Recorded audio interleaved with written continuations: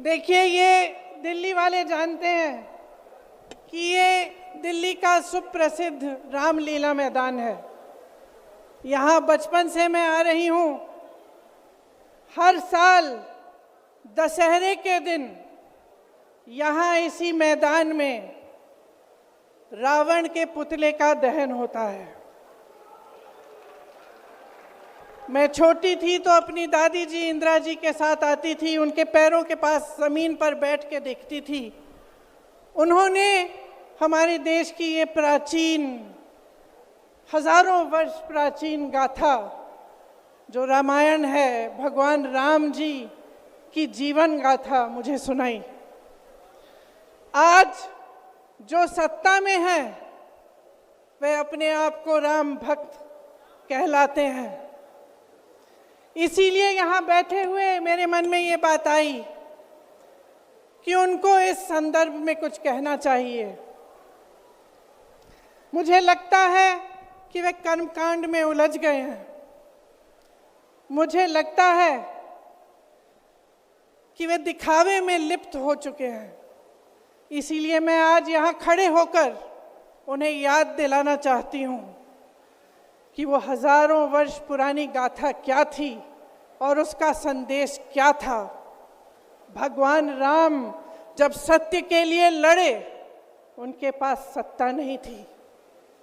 भगवान राम जब सत्य के लिए लड़े, उनके पास संसाधन नहीं थे। उनके पास तो रथ भी नहीं था। रथ रावण के पास था, संसाधन रावण के पास थे, सेना रावण के पास थी, सोना रावण के पास थी। वो तो सोने की लंका में रहता था। भगवान राम के पास सत्य था, आशा थी, आस्था थी, प्रेम था, परोपकार था, विनय था, धीरज था, साहस था और भगवान राम के पास सत्य था।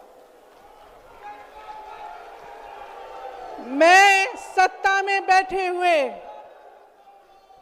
सरकार के जितने भी सदस्य हैं, अपने प्रधानमंत्री नरेंद्र मोदी जी को याद दिलाना चाहती हूं